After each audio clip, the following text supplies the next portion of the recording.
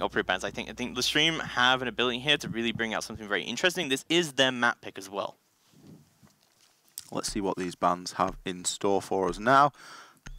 Team Empire just spending the full amount of time there just to figure out what they want to take out. And we are going to see the Glaz ban, despite him not being played last map. Well, I think it makes more sense here as well, and Empire did ban out the Maverick last time, which is a little bit more essential to ban out the Maverick here on Clubhouse than it was on Coastline. So it makes sense for them to ban out the Glaz here. We'll see exactly if there's a Zofia ban coming out from LeStream, or if that was more specific to their strategy, but no. Wow, that is a really big ban. Yeah, Capital was put to pretty good use last time by Empire in some of those final pushes. So a bit of an interesting one. It does leave Ying available, and Ying can be quite good on Coastline in some instances. Yeah, it's interesting as well because they were playing Capital as the kind of hard support and planter, whereas Shockwave was kind of second entry in a way. So that was kind of interesting. But we'll see. It's going to be LeStream's second ban. It's going to be Echo, which was the same ban they made last time. Mirror ban maybe to close things out, leaving Maestro on the table. There it is. So same defense bans coming out, but very interesting attack bans. I like the fact that LeStream are doing things differently here. Although, you know, I don't think the Zofia ban really changed that much because LeStream weren't taking Maestro, which I didn't really understand from them. But we'll see how it does go down. And just as a reminder, Uno dropped 15 kills during the last map. As Scyther dropped 15 and Joystick dropped 13. Yeah, Uno definitely one of the guys to watch. You can see there that he's going to be choosing Ash yet again. So no doubt he's got some more kills in store for us as we move on over into Coastline. Yeah, what do you think about this map? We were talking about it a little bit. It's kind of controversial in a way, in that traditionally it has been attacker-sided, but recently it's been a little bit more defender-sided. It all does come down to the bans, and we've seen, you know, fairly typical defensive bans there. I think we've seen a very specific ban in the Capital being taken out there by LeStream. I quite like this setup for defense early on, getting yourselves tucked away in billiards, being able to play Shepherd on the smoke into the corner just behind the A-bombs to try and deny the plant. Love the Legion coming out. Very glad for not seeing a castle here as well, because we've seen some teams that opt to take the castle, but very much like the Legion coming out here as well. It's interesting. We do actually see a decent amount of Coastline coming out from Team Empire. Not really that much in Pro League, but we've seen a decent amount from them in CCS so far. So, which is, you know, what we cast as well, and Team Empire do play in that. You cast with that, with your counterpart Ace of Pyrites, who I hope is watching. And we'll see round number 1 getting underway, and we'll see exactly how that's going to go down. We are seeing the Maestro coming out from Empire, which isn't unusual from them. But I do hope we see the Maestro coming out from the stream when they move onto the defense. What about the Twitch pick? It's interesting as well because we did see this coming out from Liquid and we were a little bit critical of it, but it was actually very key to their attacks. I don't think it's that essential, but I'm very interested to see how it's going to work out.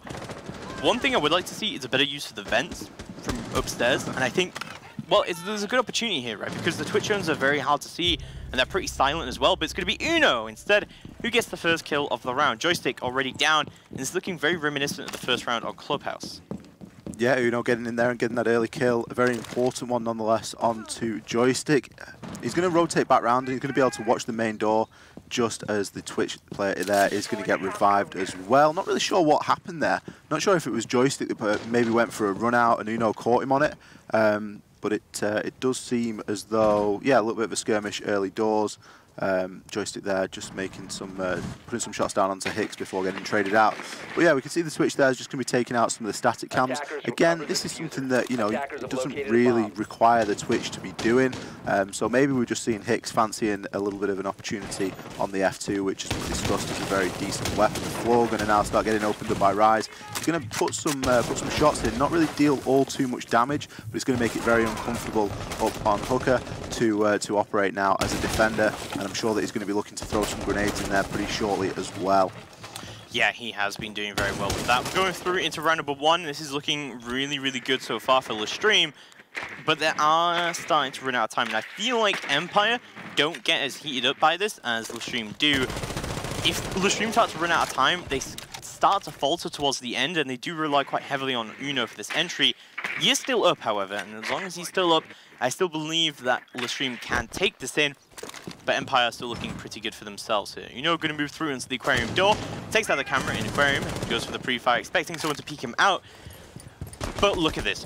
LeStream are starting to run out of time here, and they haven't found a pick into the site itself yet, and Empire have got so much plant denial still up available to them.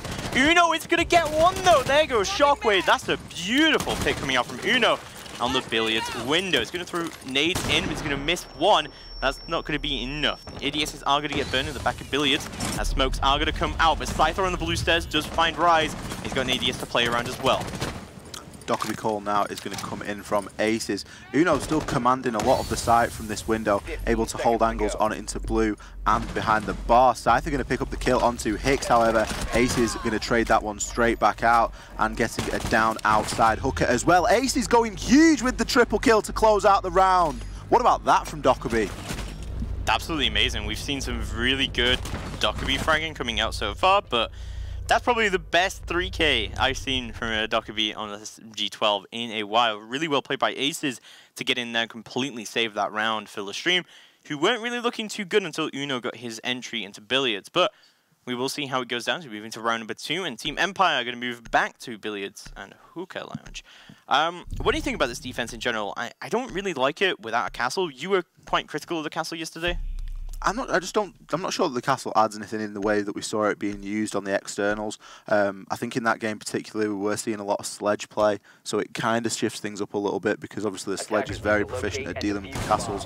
When the sledge can get close enough, obviously, but plenty of other operators capable as well. Ash, Zephyr, we've not seen the Zephyr, so I'm not sure if the castle would hold more value, because it seems as though the LeStream are only bringing the Ash in terms of being able to deal with that effectively from a distance.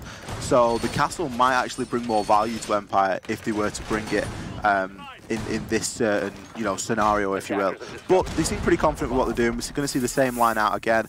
I don't think that they're going to allow Uno to repel on that double window on billiards so easily, and because he was almost playing that like a Blackbeard on Ash, with the way that he was able to just command so much space. He got the early pick, I think it was, onto Scyther and Scyther. Yeah. And I mean, Scyther was just crouched behind a shield, but kind of a little bit exposed. It was unfortunate. It was kind of the issue that LeStream had as well during their defenses on club, is that they were getting droned out and they weren't able to reposition themselves, and Empire just fell into their own trap there. LeStream looking pretty good on the coastline attack so far, and don't forget though, traditionally this is an attacker-sided map, although lately it hasn't quite been that way. No, and we've seen it with these teams as well, that which way the map sort of flows into, looking at a broader, looking at the game as a broader, as a whole. It's not always so reflective of how two teams can sort of throw down on it. And I think that Empire are certainly capable of putting up a good fight here. They're maybe just going to play this a little bit more conservatively. Joystick getting picked very early on last time really didn't help them, and it's something that we saw was a bit of a pattern in Clubhouse as well. If Joystick tended to, the round that Joystick died earlier there as well was the first round. And LeStream picked that one up as well. So losing the man very early on can be pretty devastating, especially if you're going to rely on that on that operator for a couple of frags as well. Yeah, definitely. Still holding down where he can onto the cool vibe stairs.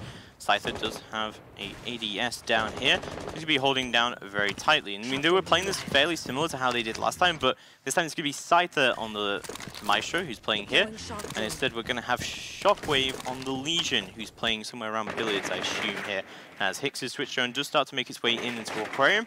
He knows there's no ADS behind there, there's no one playing around. You can see the Maestro cam as well. He's going to disable it temporarily as he takes out Legion mines as well. I think that's kind of... No, actually, that was smart from Hicks, because he takes down the Maestro cam, and there's no chance of the Twitch drone getting destroyed there early on. That's the best way to use Twitch in this scenario, is to figure out what it is. I bet IQ's really wishing that she still had grenades there, as Alfarmers they're going to fall to Karzeka. Down but not out. The grenade does, however, come through from Rise on the book, and that is going to make it a little bit easier to remove those bandits. But, I mean, for what reason, I'm not too sure, because they've not got a hard breach, so I don't really know why the IQ there was kind of going for those. I think he just saw him, he just wanted to get the pick.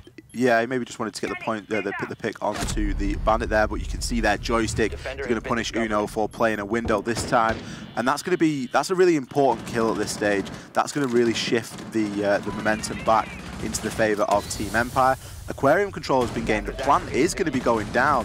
Shock there, going to pick up the kill onto the planter. Dockerby calls are going to come through. That's going to waste a little bit of time of this defuse, but Empire now have really got to work on this retake. You're going to want Joystick to start rotating pretty heavily, but he's going to be in almost a bit of a crossfire here as we've got Hicks on the Twitch just waiting at the top of North Stairs. Is Joystick going to find him? No. Damage taken, but no kill. Hicks is going to pick up that kill with the F2, proving superior at that kind of a range. Scyther going to take out Rise. Shot going down in the process. 2v2, 2 versus 1, all down to Hicks. Not a lot of time left on the defuse at this point. I think it's going to be Shepard that jumps on the defuse trying to stick it as Scyther covers. Hicks is going to pick up one, and he picks up the second kill. That's going to be the attackers winning the round. LeStream holding the post plant perfectly.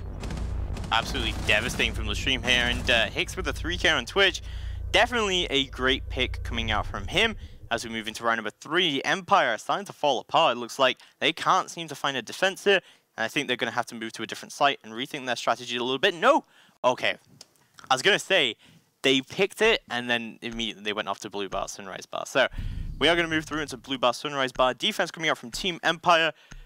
What do you think about this defense? I honestly don't like taking this site when there's no mirror available. You really don't see it played that often if there's no mirror on the board. Scyther, they're going to 6-pick over onto the Mute. I think the Maestro's probably been working quite well for him, but disabling that Maestro was really key in LeStream being able to get the plant down that last round. So maybe they're expecting the Twitch pick. Well, the Twitch drone came out, it disabled the Maestro so that he could still drone freely. Then it came back up, but now they know the Maestro's there, and then it grenaded. So, yeah, eventually the Maestro does get destroyed, and that does allow them to plant. So, yeah, we'll see how it does go down as we see round number 3 getting underway now. Team Empire not looking too good at all. Don't forget, this is LeStream's map pick. They did choose to come to Coastline, and traditionally we have seen most teams take their own map pick. Yeah, it is something that we've seen, and it is to be expected. You know, if you're going to pick a map, you're going to pick it because you know that you're going to be pretty confident of winning it, but there's still plenty of rounds left to be played, and I'm sure that Empire are going to be able to show us, you know, why they've picked Blue Bar this time, because like you say, it is a bit of a strange pick without the mirror, and a little bit strange to maybe not bring the castle down here as well, because castle can be quite important. Usually it is played quite heavily in conjunction with a mirror. They're going to have to do something about this Dockerby, and I'm not sure if that's why Scyther has moved off the Maestro onto the Mute. Maybe, like, bringing the Mute makes a lot of sense here, especially on this kind of site where there's a lot of vertical destruction you can bring in, and, you know, there's also, you get a Nitro for that. Mute's a great pick, but I think the Maestro is good here, and the point that I constantly make about Dockerby being brought in, that Remorse mentioned to me, that if Dockerby calls go out, the defense can't get on. Oh my god, Shockwave just interrupts me there as he just peeks it out and gets a beautiful kill onto Uno with a headshot. And there we go, it's already the Ash down, and that's a very, very good kill. And if that kill comes out, and Maestro is, you know, on the board, then that's huge for the defenders, but not that big right now.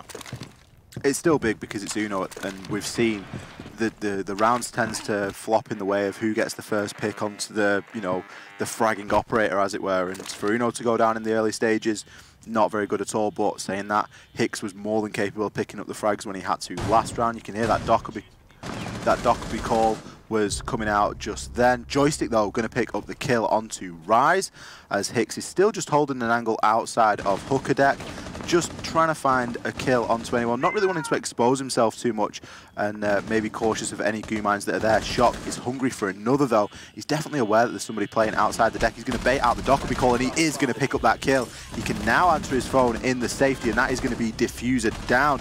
Another kill going to come out there from Shock. It's now all going to be down to Alpha, as he's left 1 versus 4. Joystick going to tear him apart. Much better defense there from Empire. Yeah, and they will find their first defense around here on Coastline. Much better from them. And I think this time they played most of their defense upstairs. They didn't take the Maestro. They weren't relying on it as much, and they instead brought Nitros. But I think more importantly, the Mute pick was about the soft destruction there more than anything, and that allowed them to play vertically quite well. And, you know, on top of that as well, they got the opening pick onto Uno, and I still just kind of think that both teams play around their fraggers so well, but as soon as their fragger goes down, they don't really have the ability to push out the round. It was intriguing to see that they were able to win the defense by holding upstairs, which is somewhere that they've struggled to hold for 2 rounds in a row. I think because they don't have to play it as close, right? It was the pressure, wasn't it? And yeah. It was the fact that they've got downstairs to fall back on. They've got rotates already pre-planned that they're going to be able to make in those final few seconds. Shock there. What about those couple of kills that he was able to get? Baiting out the Dockerby call that came through as Hicks pushed through. It was textbook. And you can really take advantage of things like that because, you know, the Dockerby call goes through and it's going to be your time to push because you're going to be anticipating that the defenders are going to be answering the phones. No. Shock there, picking up the kill with ease. Going to be playing the castle this time, which I know is something that you are quite a big fan of. Do you think they're going to look to hold upstairs fairly heavily again with all this investment that they're making? No, I think they're just going to put the castles up here and just abandon them completely. No, I think they are definitely going to try and hold on where they can upstairs. Coastline is one of those maps that is very heavily vertically played, and, you know, Empire have the lineup to be able to do that with the smoke and the castle on the board. This is looking pretty good for them in terms of setup. LeStream have not exactly struggled to tear apart defenses so far, but they've definitely struggled to try and isolate defenders, I think. Yeah, and that's something that they're going to have to work on if they're going to try and take these coming rounds. Although, you know, they had a good showing for the first 2 rounds on the attack of Hooker. But, you know, Empire just switching it up a gear there. We've seen this with Empire in the past, is that they are able to just, you know, take things up a couple of notches, you know, drop a gear, as it were, and really start to focus on the task at hand. Uno there going to be just trying to find a kill onto, I think it's Joystick playing in theatre. It seems to be the same sort of battle every single time. Joystick really hasn't got much business peeking that because Uno is going to find his head as Joystick tries to come out with the prone peek, but not working out for him. Karzeka going to get a kill straight back, bringing it to 4 men apiece. Yeah, and logic bombs are going to be deployed here by Aces to try and move in where he can, but oh my god, Aces picks up a Karzeka as he tries to rotate around. So many SMG-12 kills coming out from Aces right now as he will hack the cameras. He will hack that phone, find all his leaked nudes online as well. And be in a 3v3 now as well. As Scyther does take down Hicks, now it's the 3v3. Not looking too good for Empire all of a sudden because they've lost complete vertical pressure, but they do have the diffuser down on main stairs, white stairs, black stairs, whatever you want to call it. He's going to be down there. Aces is looking for another kill now, as he's just going to push onto the blue bar door to office. It's going to be Shockwave that's waiting on the other side of that. Shockwave really got no business peeking this. The time is, of course, working down in his favour. The difficulty is he's going to be getting pressured from Rise above, playing Book. They're doing a great job of hunting him out here, but I can't help but think that Shockwave is probably going to come out with this kill, and he is. He's going to get the down there onto Ace. He's going to get traded out straight away by Uno, but he's wasted a fair bit of time there, and to bring that to a 2 versus 2 maybe isn't too bad at this point, especially with the deniability that we've got left on the side of Team Empire. We've got 3 gas canisters, which in the final 45 or so seconds are going to be very, very crucial, along with Cypher's Evil Eyes. Yeah, the ability to look through the smokes themselves with the Evil Eyes as well should benefit the defenders quite well. We'll see a great position from Shepard as well. The nade comes out, they know where he is! Oh my god, did he get caught by an ADS? I didn't hear it go off. Rise are going to try and get all the way in, he just takes the barbed way out. Uno moves through onto the other side. Scyther could go for the wide peak here and try to get the kills, but Shepard takes down 1, Shepard takes down 2, and Team Empire take round number 4. The pump shotty coming through once again for Team Empire. Shotgun OP once again. You can see it's the perfect weapon at this stage for those final second pushes, especially when it's going to come through a door or down a hatch or through any sort of a confined area. And Shepard showing us exactly how it should be used there, making those last 2 kills look relatively easy. Second round for Empire. These teams again neck and neck throughout this series. Yeah, this has been an insanely close series so far, and there we go, neck and neck at 2 apiece. As we go back to the billiards room defense, I don't know, I don't like them going here, but at the same time, where else can they go? They go Penthouse Theatre? That's not an easy site to hold without a mirror. Yeah, I get that. It is a site that we saw hold successfully yesterday. There was a mirror in place, so it does change things up a little bit. But the mirror was getting hassled from below, and Book was, you know, used very effectively to open up those mirrors, almost making them a bit of a non-factor. Having the mirror there forces you to bring another C4, which is never really a bad thing. I do quite like to see the C4s out there for those, you know, planned denials.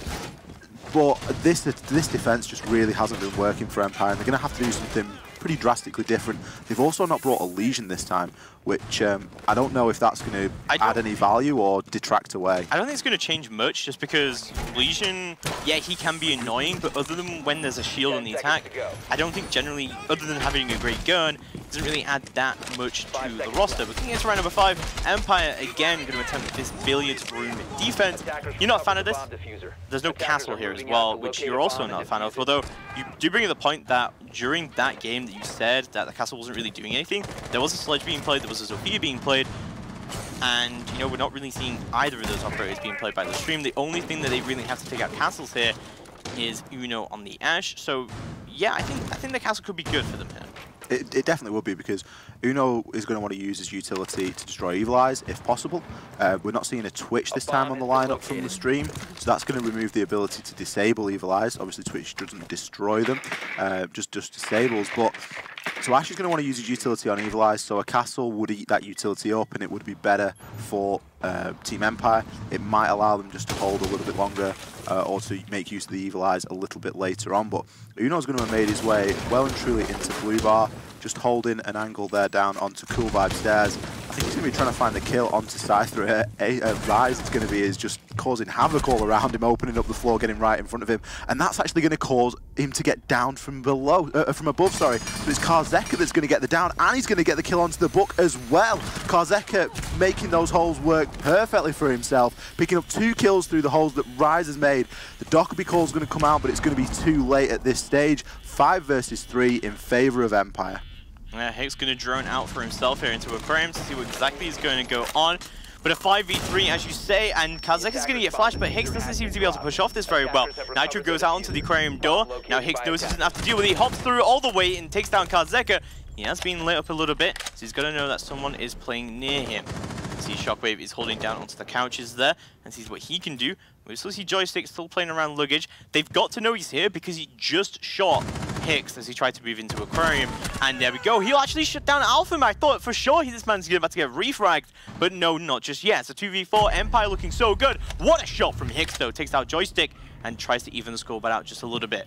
1 minute left to go on the clock just about, and LeStream not looking too good here so far. Hicks does have Diffuser, he does have control of sight so far, so he should be able to get in and go for the plant. Does have 1 X-Guys remaining, so that's not going to be a factor here, but Nitros are going to come out from Shockwave. The reason the factor of having a Nitro here is going to push off the attackers who are trying to make their plant so early on. 35 seconds left to go on the clock. Smokes are going to go out. But the Nitro on the board, this isn't going to be too good. Shepard going to throw out smokes of his own as well. 30 seconds left to go on the clock. The Nitro finally going to be coming out from Shockwave. Doesn't manage to connect just yet. With 20 seconds left to go, this is not looking good. Empire's trying to close in from every single side. Scyther pushes out luggage and goes to the pre-fires where he can, but Shepard takes down Hicks, and now it's all down to Aces in a 1v3. We've seen him get a 3k so far in Dokkaebi. Can he do it again? He does push all the way through, trying to find the kill onto luggage, but can't connect the shot. Scyther takes him down, and Empire take round number 5. Easy as that. Just goes to show that Empire must have just needed a little bit of a break from that site, because they've come back and taken that round very convincingly. You know, there's nothing really to comment on there that they did wrong. Everything that they did was very right. Great initiative by Karzeka, getting the kills onto both Rise and Uno. Rise, I'm not sure what he was doing exactly, because Uno was just sat there, minding his own business, holding the angle there onto Cool Vibes, trying to pick up the kill onto Maestro, played by Scyther. And then Rise comes in, opens up all the floor, Uno's still holding his angle, and all of a sudden Karzeka gets the down onto Uno, and then he gets the kill onto Rise, and then he completes the kill onto Uno. And it was such a large loss of utility at that point, going in 5 versus 3, and like I think it was the halfway point of the round. Just coming in here, just ruining everything, destroying the whole floor. You know, that's someone's property, man. You can't. The remodeling. You can't remodel. You need permission. You need permission from council or something. Anyway, it's going to be 6-2 on Scyther. He's been doing a great role on this kind of like support fragging role that he's been doing. It's honestly a wonder to watch. Him and Shockwave have really been pulling it through for Empire. Yeah, doing a great job, and it's good when you've got players on the team that have got the ability to be able to go off, because it takes the pressure off Joystick. I didn't catch Joystick's kills there, but I don't think he's certainly not top fragging anyway. That's definitely Scyther. So it just allows the ability to be able to, you know, play players a little bit more flexibly, and it takes the pressure off one person so much. The one important kill that Shockwave did get that round is onto the IQ who tried to trade him out on luggage. Unfortunately, he didn't kill the Habana before he hopped over. If he did, that round would have been a little bit more favored into Empire, but we can only speculate. It's a very difficult angle to get. If you're vaulting over something, then you've got to go really hard right or hard left. It's just really difficult to be able to get your gun around that quickly to make that shot. And obviously, someone like Joystick's going to punish you every time for that. Uno almost not aware that someone's playing down in Sunrise, and I believe it's going to be Scyther again. Rise, though, going to pick up the kill onto Shepard. Shock picking up that kill onto Alpha. 2 quick kills coming out there in the first 40 seconds, taking us in 4 versus 4 as Sunrise control is being battled for.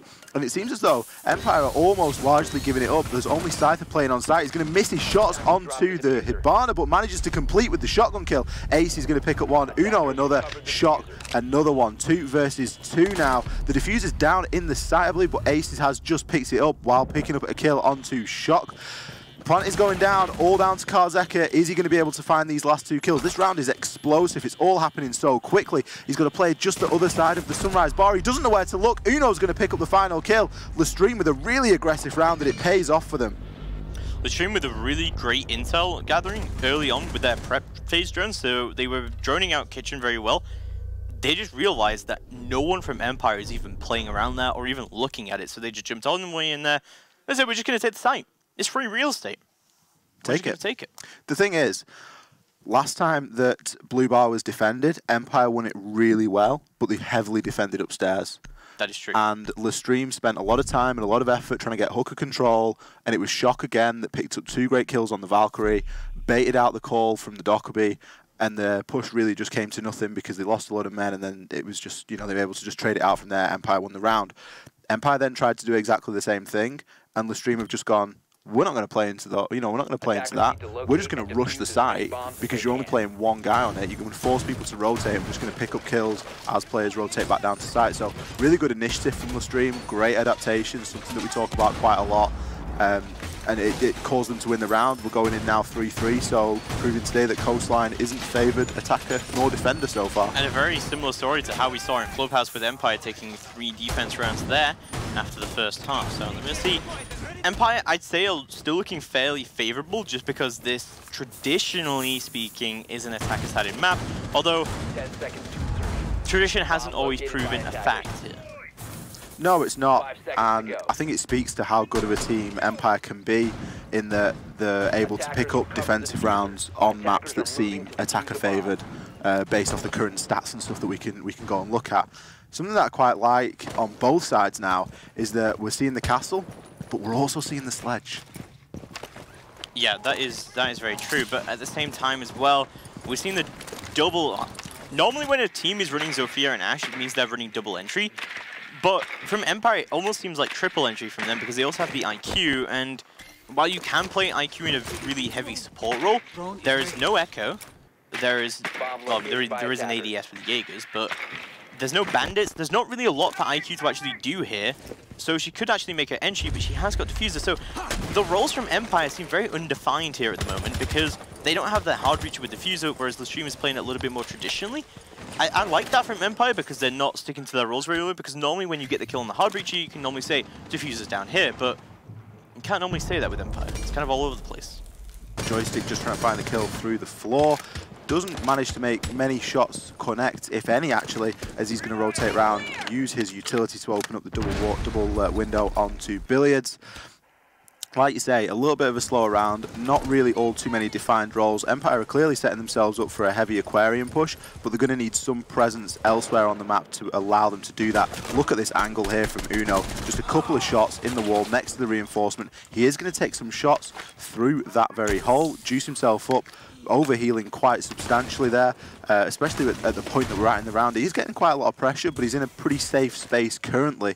Joystick underneath now in blue, just really carefully deciding where he wants to deploy that last breaching round to make a nice hole in the floor and cause a little bit more discomfort for the defenders upstairs. But again, moving into the final minute, and we've still got 10 operators on the map.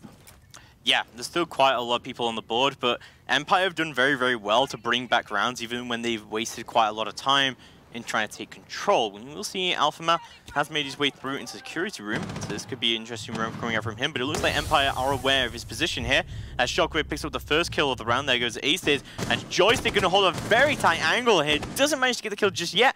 I'm wondering if he's actually wanting to push up this, but no, Alphama rotates all the way through onto main stairs. Uno goes down to a nade coming out there from Karzeka. That's a beautiful nade coming through, but will revive himself and come all the way through. It's 30 seconds left to go. Hicks will pick up Shockwave. He tries to push through.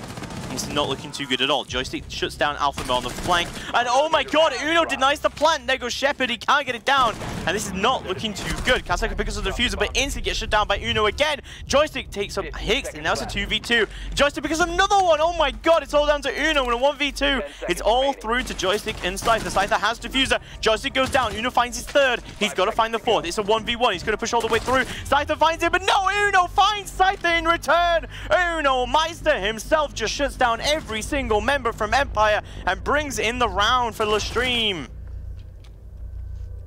Uno going huge there for his team. With a 4K. With a beautiful. 4K. What about that? Those holes that he was using to peek on, there were so many peek holes either side of that reinforcement. He was just so slippery. There was, Empire what's funny had no idea where he was. What's funny about that is if he hadn't been playing Doc, he wouldn't have got those. If he'd been playing Rook, he probably would have died. Because the nade came through, it downed him. You maybe want to argue there, Rook does reduce explosives damage, and maybe he wouldn't have gone down to that nade, but I'm pretty sure that nade went smack bang on him and he would have downed him anyway. So with the amount of damage that he took that round, I think he took enough to warrant bringing the stim pistols for himself, because he just was able to keep himself up for so long. Him actually reviving himself, I think, won the round. I mean, obviously his great gunplay came out into effect there as well, and he had to pick up a 4K for himself and completely denied everything going down for Team Empire. But otherwise, they would have shut him down completely. It was a pretty one-dimensional push from Empire. Joystick had control downstairs in blue. It didn't ever really push Cool Vibe stairs right up until the end. But it was the roam game that was happening down near server, which was really, difficult for Joystick to deal with, because he came to head with the castle, didn't manage to get the kill. Castle was then able to rotate back up to the site, and ultimately the push just came through from Aquarium, but there wasn't enough utility deployed to make, to really make anything stick, and Uno just sat behind that reinforced wall, just proved far too powerful. Yeah, far too powerful indeed. We're going to move through into round number 8. However, it's going to be LeStream in their second defense, having taken their first defense quite successfully and quite convincingly indeed. Pretty much coming down to Uno, though. Uno himself, though, is going to go for a spawn peek here, but not be able to get anything just yet. This is kind of what I mentioned during the LATAM games about Valk getting banned, is that a Valk on coastline, you can play it insanely aggressively. Uno could just do things like this.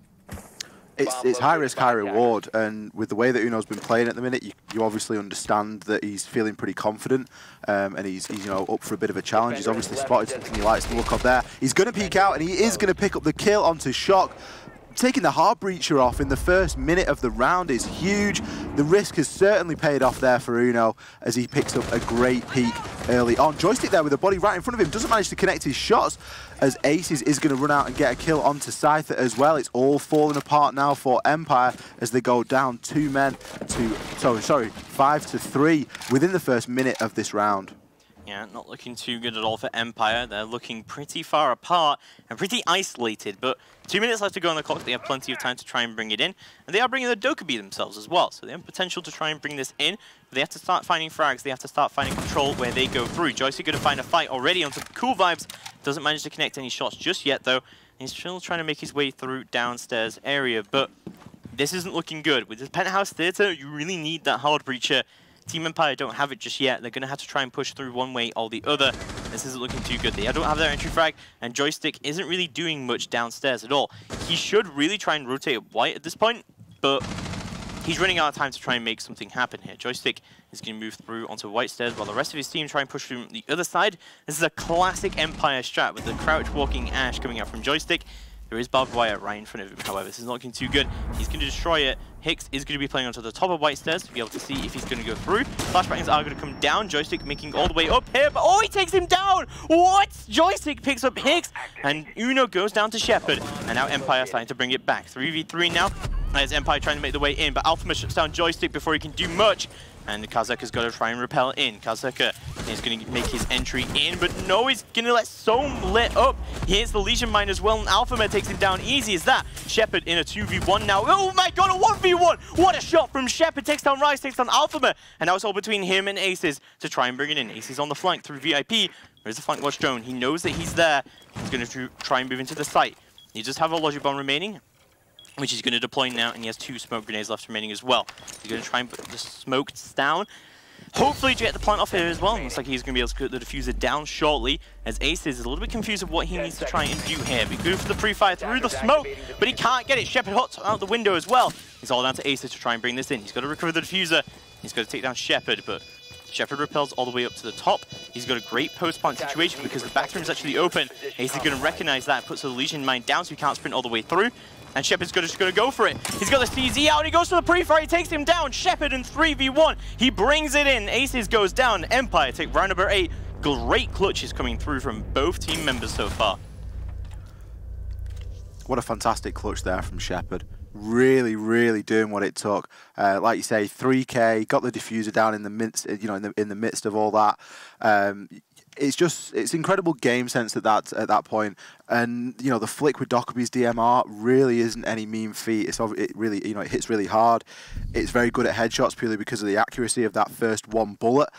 But you can't argue with the way that he was able to get those kills, and but then again, the way that Legion was played as well. Aces, the goo mine underneath the stairs, it gave him the sound cue that he needed. He just didn't have the time to come off the diffuse and then get the kill, and then get back on the diffuse. So it was just a really good play all round. Empire picking up the round, all tied up at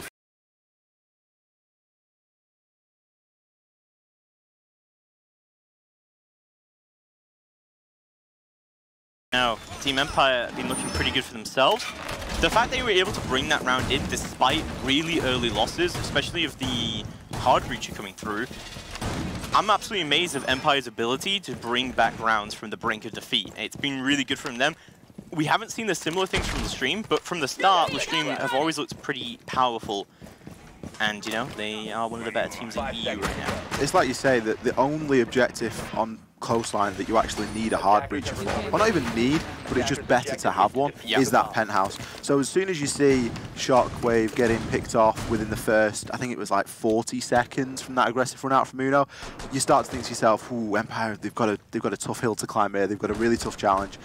But like you say, great individual plays, sometimes what it takes to clutch out the round, and you just can't get away from that. You can't rely on it all the time, but it really does help when you've got a player like Shepard that's able to keep a cool head in that situation, get 2 kills, get the plant down, and then pick the final kill up on the diffuser.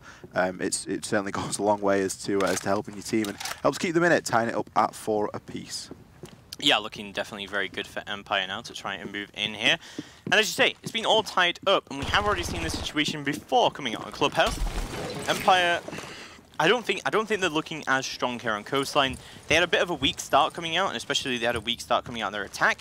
And these rounds have been very, very, very close. I think Empire is still struggling, even though coastline tends to be a very open map. They've tended to struggle getting early control here. I don't think they want to rush the control all too much. They've got quite a bit of time to be able to make some, good drone work and figure out who's playing off-site. Being able to get the upstairs control at the halfway point of the round and be able to open up VIP. We've got Karzeka there on the sledge. He's going to be able to do some really good work there. Alfama there is going to be playing on to Cool Vibe stairs, just rotating down. He was obviously playing upstairs in Hooker, but he's choosing just to play his life, get back down onto the site. It's not a bad, position for him to be in at the minute, but I'd very much preferred to see a Roma playing up there that they could then go and challenge onto Hooker, because as soon as you manage to push the defenders back down to the site from upstairs and then open up VIP, it really does become, a bit of a field day for the attackers, or it can be, in terms of picking up those kills vertically. Yeah, it definitely can be, and we do talk about vertical play quite a lot. When LeStream were attacking, that vertical play was used very well against them. And we already seen that vertical play coming into effect, because Empire do have now upstairs control, and having a sledge in that early can do very, very well on a kitchen service entrance. But oh no, not enough intel coming out from Joystick there. He will lose the fight against Alphaman. Aces takes down Shockwave as well. Now it's a 3v5, but we've seen a very similar situation come out before from Empire, and they still managed to bring it back. Scyther's still playing upstairs, but oh, the shotgun from Rise through the vertical play. He takes down one, but instantly gets traded out by Scyther.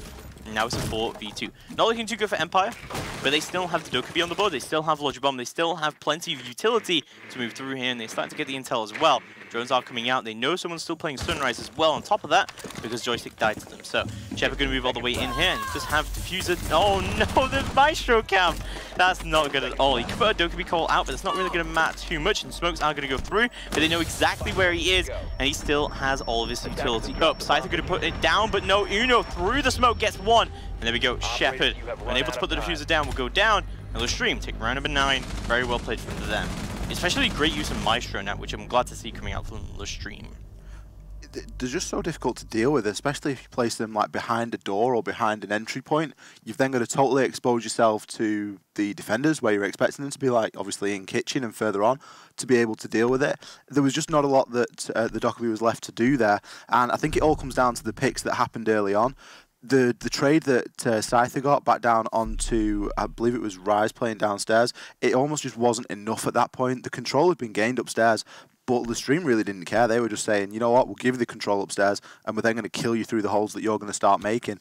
Really good defensive kitchen, and like you say, it's getting a little bit closer, but LeStream are just edging it at the moment. They're only a couple of rounds away now, and they're really going to want to focus in. You can see Uno continuing his good form there with 12 kills. There's no stopping that man this evening, it seems. Yeah, he's definitely put down the Uno as we're coming through into a round number 10. To be Team Empire on a bit of a lost streak at the moment. LeStream looking very, very good for themselves so far. This defense has been looking pretty good for them so far, but we're going to go to a blue bar and Sunrise bar defense. If you remember, this was very weird for Empire as well, because when they went here, LeStream just kind of we just took it for free. They just got into kitchen, they got everything under their control. See LeStream are going to play against themselves a little bit and not let Empire get so much early control by castling out the kitchen window. I think it was one of the quicker rounds that we saw. A lot of the action happened within the first minute, the second time that Empire chose to defend this site. LeStream really took the initiative, saw that the site was left pretty open. Only a couple of the defenders from Empire were playing on it, and they just were able to jump in and get the kills that they needed. So it was quite a quick round. There was a lot of initiative taken from LeStream, but it was a big risk, it was a big reward. That doesn't always work off. I think we're going to see Empire, you know, take their typical slower approach here. We've seen them slow down a little bit, and I think Empire can be a bit better when they work a little bit quicker paced. And I'm not sure if that's just something that they're struggling to deal with from LeStream, in that LeStream are doing a very good job of slowing them down on their pushes. They definitely are. And Joystick is going to be able to get all the way in through Aquarium to be able to destroy the barbed wire and just hold it all down as you can. But Empire, again, they don't really have as much control as they really need, but Uno, despite that, is going to shut it all down. Shockwave goes down yet again so early, losing the hard breacher. How did Uno peek that out? Because I'm pretty sure he was on the roof. I'm not sure, but Joystick's now aware of some sort of presence over in Theatre, but Uno's just going to be allowed to rotate all the way back through Hall of Fame and into VIP. And again, he's just, you know, he's the unknown again. The attackers don't really seem to know where we are. He's got a castle barricade that he's actually going to take down, which is going to allow him a little bit of more visibility. He's aware that Joystick was last seen playing over in Luggage, and he's certainly going to be looking for that kill, but Joystick isn't aware that there's going to be a defender just led down the other side of the pool table. Ace is going to peek up. Joystick does manage to find his head, however. Joystick just making sure he's not going to get pushed from the back as well, as that's a pretty important kill at this point, because if they were to lose Joystick at this stage, I'd say that would be a round on the board for LeStream, but Hicks is going to go down. Shepard putting some good shots in. Hicks will get revived. He's definitely an operator that's worth reviving at this point. He's probably got 2 smoke grenades left in his pocket, and they're going to want to be getting deployed very soon as we enter the final minute. 2 quick kills there coming out from Empire, really shifting it into their favour. 4 versus 2 now, with only 50 seconds left on the clock. Shepard has the diffuser in hand. Joystick's going to drop the hatch and pick up a kill onto Hicks. All going to be down to Alfama as he picks up a quick double kill with 2 headshots back to back. 1 versus 2. This is very doable now for the Maestro with that clutch factor. Alder machine gun. All he's got to do now is find another couple of kills. He's got good information as to where the attackers of Empire are. The plant is going down. He's struggling really to get through the rotate hole, and the Dokkaebi calls are still ringing through. The plant does go down. Shepard closes things out, but that was nearly the round for LeStream. Nearly a very big round for them indeed. Nearly a huge round, yeah, definitely coming out from them. Team Empire still going to keep up in terms of rounds, and now going to bring us to round number 11 with 5 apiece, so all tied up still. this is, I really can't call this in terms of balance of power because both of these teams, there's been so many close rounds and so many 1vx's already. I really can't call this at all. Both teams are looking really strong. I don't even think it's in terms of like big mistakes coming out. It's just time management from both sides. A little bit of time management, a few good individual plays. We're nearly at the end of this game now. We've nearly seen the coastline to completion. We're at 5-5. What are you thinking if you're Vitality? I don't want to dwell on the next match all too much because I think there's still a lot to be said about here, but if you're Vitality, you've got to be looking and going, whichever one of these teams we go up against tonight, they're going to give us a really good battle because this has just been so close. You know what's funny? Because I've been saying how LeStream and Empire have been playing very, very similar around their fraggers of Uno, Joystick, and Scyther. I think that Vitality kind of play the same way, a little bit passively, more so, but they definitely play around BB quite a lot, and I think that's definitely going to come into a factor. But yeah, if I was Vitality right now, and I'm looking at this matchup, and I'm looking at how Joystick is playing, I'd be very, very scared of him right now if he did come down. Or, you know, even if I'm looking at LeStream, I'd be pretty scared of Uno, especially with the amount of clutching that Uno's been able to do, and the amount of just insane frags. Like, Uno, I think he peeked from the VIP hole up onto the roof while Shockwave was trying to get the billiards wall open as Habana. If he's doing things like that, and he's that confident on the mute MP5, imagine what he can do on the Nash. And we've already seen what he can do on the Ash. It was even the Valk MPX, and he got the kill in the same situation. So yeah, like you say, a lot of clutch. You know, a lot of what is this about? Shepard picking up a very, very early kill there onto the Jaeger. That's a really big loss, surely. But why is Alphama there? I think he's just trying to barricade the double window. It maybe got open for some reason. Joystick as well, going to pick up a kill onto Aces. This is the Empire that we're used to seeing at the end of games. They really, really step it up in these final couple of rounds, and they're going to want to close things out here. 2 kills within the first minute. It's standing them in very good stead to take this round. Yeah, definitely those adrenals are going to start coming out here. Empire looking pretty good already in a 5v3. But we still got Smoke up on the table, and we still got Pulse up on the table as well. And we still got Rise! Don't forget, with the double kill card, Zekker and Cypher going down. Oh my god, what just happened there? And now single-handedly, Rise has managed to even out the scoreboard into a 3v3. Joystick slowly pushing up and trying to take the gunfight against Hicks, and he doesn't win it because Uno from the other side will take him down. Hicks is actually going to get injured, but instantly revived out by Uno. And this is not looking too good for Team Empire all of a sudden. Losing their really heavy advantage early on. This is not looking good at all. They still have plenty of utility on the board, and this is one of the only rounds they actually still have their hard breacher alive. There's value in the hard breach. That's probably the best thing that the hard breacher can open in this scenario from VIP looking on into billiards. But like you say, to have a very early advantage of you know, getting those 2 kills very early on within the first minute, it seems like a bit of a shame to then lose 2 to an SMG-11 and at such, you know, obviously close range, I imagine. But Shepard going to be trying to pick up another kill here with Dockerby's DMR, and he's very, very close. Got a couple of the defenders playing all around the Cool Vibe stairs. Shepard could actually plant at this point, and I think that's probably what he's going to try and go for. Surprised he's maybe not smoking off as much as, especially seeing as he's got 2 smokes left, maybe saving them for the post plant. But look at this time that's being wasted. In that time, Hicks has been able to pick up the kill onto Shock. Shepard is going to trade it straight back out. 2 versus 1. I think he could have got the plant down in that time because he's not got another logic bomb left. He's very conscious of the C4 kill that could come through from beneath, but in the form of a Nitro, and there's intel in the site in the form of Evil Eyes. So although we've seen Shepard clutch up before, he's got a very difficult job ahead of him. He's going to actually go searching for the kills now with only 20 seconds left, vaulting in, just narrowly missing out on the kill onto the Pulse. That's CZ. No, oh! Shepard's going to pick up the kill onto Uno, and he's already got the down onto Rise. Yeah, so he was playing around Vase, and Rise tried to pick it out, but he got downed on the cross. And then, yeah, he gets the kill there. And then all of that was about that he knows that he's down. He's just got to go down and he's got to get the kill. The Pulse is there. There were floors open so he couldn't go into the pool table and plant. And even if he did, Pulse doesn't even need to use a Pulse monitor because there was a Maestro come up. So, yeah, he had to go down and he had to get the kill. And that was really, really well played coming out from him. Shepard, again, with the clutch factor. Second clutch on attacking rounds for Shepard on this map. He's really, you know, he's really making that Dockerby do some good work, isn't he? Yeah, definitely. The CZ as well is not really that normally of a popular sidearm coming out, because it's normally the SMG-12, which we saw from Aces, and you got a 3K in the very first round as well, don't forget, with the Dokkaebi. So, yeah, looking really good for Empire to move on to match point, but LeStream could very easily take us to overtime right now. And we've seen them defending Kitchen before. They defended Kitchen successfully back a couple of rounds ago in round 9. So, yeah, like you say, there's certainly no reason why we couldn't go to an overtime.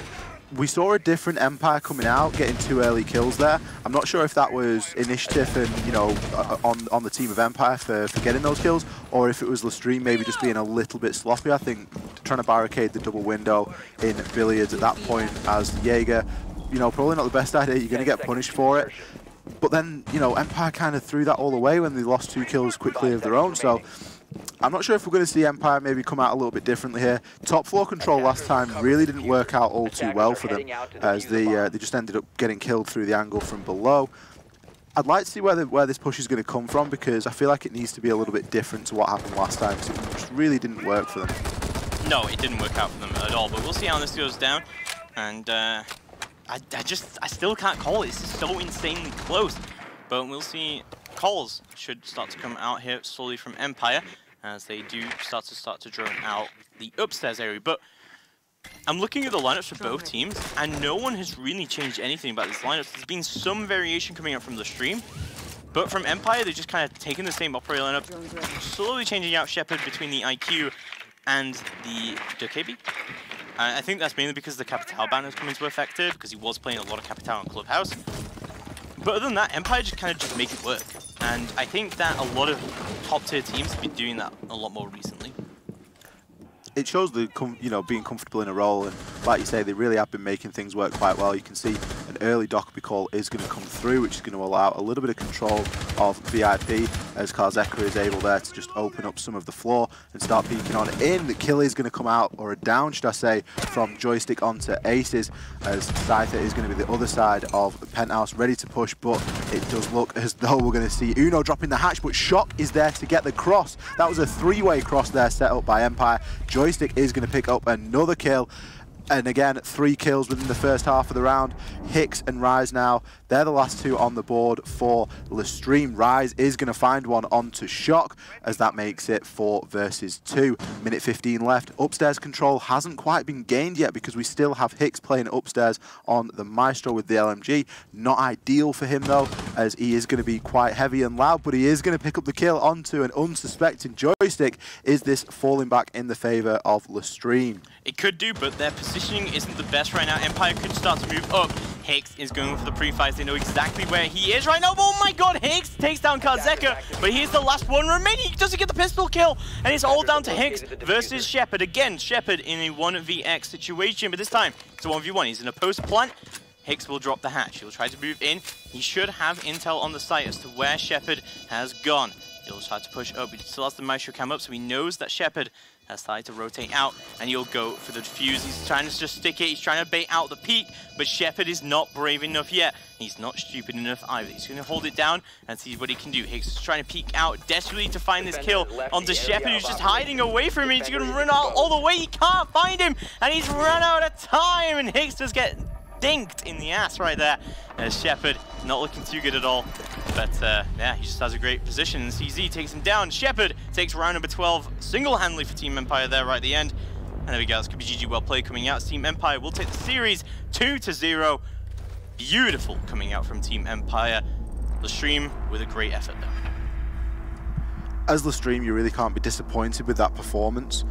They really took him down to the wire there on Coastline, and it wasn't that LeStream lost that. I think that Empire really took a lot of initiative and won it. There was not all too many mistakes coming out from LeStream there. You can see there Uno Master picking up 14 kills, Hicks as well picking up 10. So they certainly did their fair share of getting the kills, and they did a really good job of being able to work well as a team. We came out of that first